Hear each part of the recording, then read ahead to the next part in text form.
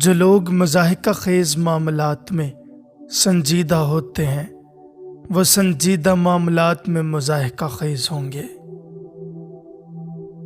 عقل مندوں کو بے وقوفوں سے زیادہ فائدہ ہوتا ہے، نہ کہ بے وقوفوں کو عقل مندوں سے۔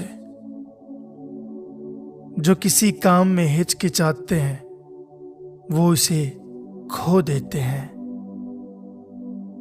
اگر آپ دماغ سے قانون بناتے ہیں تو آپ بادشاہ ہیں، اگر آپ جسم سے قانون سازی کرتے ہیں تو آپ غلام ہیں۔ ہم تمام بنی نوع انسان پر حکومت کرتے ہیں، لیکن ہماری عورتیں ہم پر حکومت کرتی ہیں۔ پیٹ سے بحث کرنا ایک مشکل معاملہ ہے کیونکہ اس کے کان نہیں ہوتے۔ کام کا خاتمہ اخراجات کے خاتمے کے ساتھ نہیں ہے۔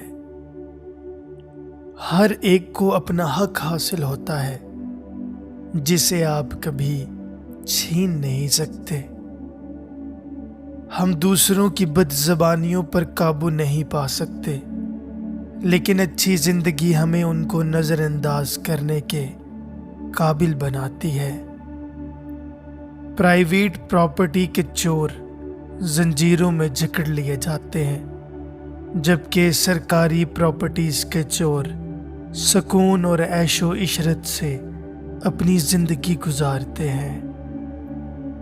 جو لوگ بار بار اعلیٰ عہدے پر فائز ہونے کے خواہش مند ہوتے ہیں وہ ان آدمیوں کی طرح ہوتے ہیں جو راستے سے واقف نہیں ہوتے اور چور لٹیروں سے راستے کی سمت پوچھتے ہیں تاکہ کہیں وہ گمراہ نہ ہو جائیں۔ سب سے گھٹیا اور برا حکمران وہ ہے جو خود پر حکمرانی نہ کر سکے۔ ہیرو ہمیں بچاتا ہے، ہم اس کی تعریف کرتے ہیں، لیکن اب ہمیں ہیرو سے کون بچائے گا؟ جو موت سے ڈرتا ہے وہ اس زندگی کو کھو چکا ہے جس کی وہ خواہش کرتا ہے۔ میں اپنی غلطیوں کے علاوہ سب کی غلطیوں کو معاف کر سکتا ہوں۔ صبر تمام خوبیوں میں سب سے بڑی خوبی ہے۔ بولنا سب کو پسند ہوتا ہے، لیکن سوچنا چند لوگوں کو پسند ہوتا ہے۔ اچھے کام کو یاد رکھنے کا بہترین طریقہ یہ ہے کہ انہیں بار بار کیا جائے۔ کاہلی سے بھاگو کیونکہ روح کی سستی جسم کا زوال ہے۔ موقع کی ضرورت کے مطابق خود کو مضبوط یا نرم رکھو۔ کام رک جانے کے باوجود بھی خرچہ چلتا رہتا ہے۔ بعض اوقات حماقت کا دعویٰ کرنا عقل کی بلندی ہے۔ جس شہر میں مچھلی کا گوشت بیل کے گوشت سے مہنگا بکتا ہو اسے بچانا مشکل کام ہے۔ اگر تم چاہتے ہو کہ تمہارے لفظوں میں مٹھاس آئے تو پہلے موضوع کو سمجھو، تاثیر خود بخود پیدا ہو جائے گی۔ میرے خیال میں پہلی فضیلت زبان کو روکنا ہے۔ جو خاموش رہنا سیکھ لیتا ہے وہ خدا کے قریب ہو جاتا ہے۔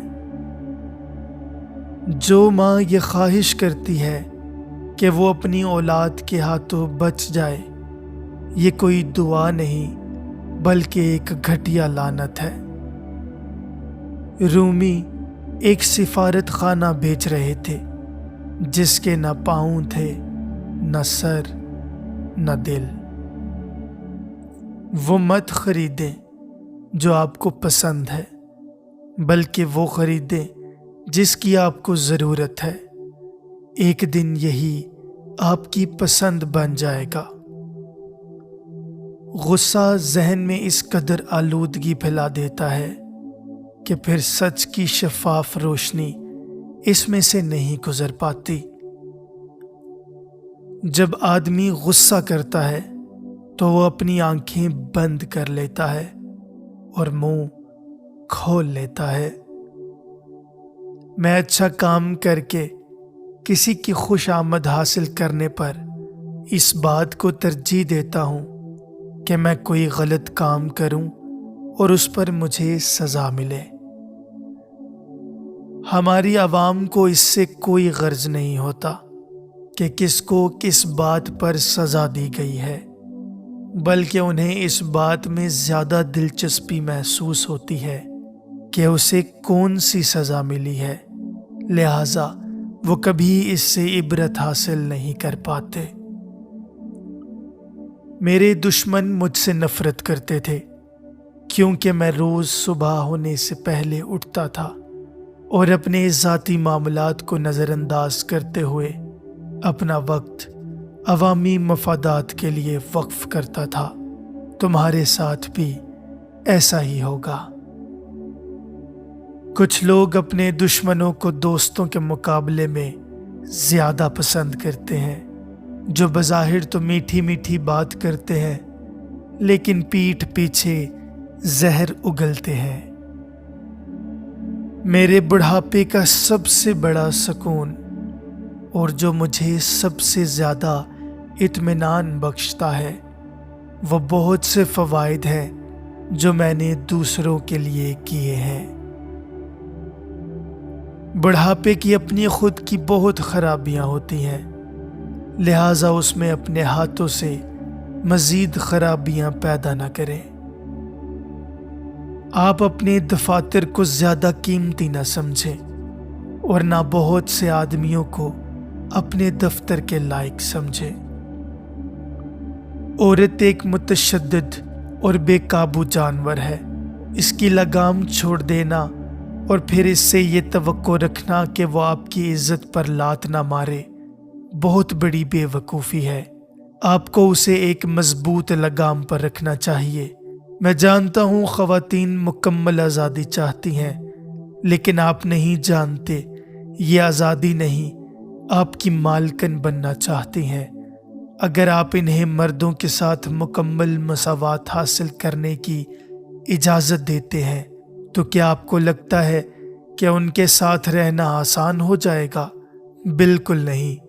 ایک بار جب وہ برابری حاصل کر لیں گی تو وہ آپ کی مالک بن جائیں گی۔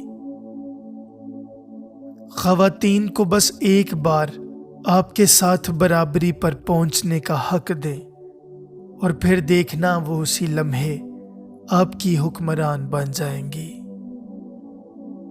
خوبصورت عورت سونے کی گولی کے مانند ہے، آنکھوں کو تو خوش کرنے والی لیکن ہونٹوں کے لیے کڑوی ثابت ہوتی ہیں۔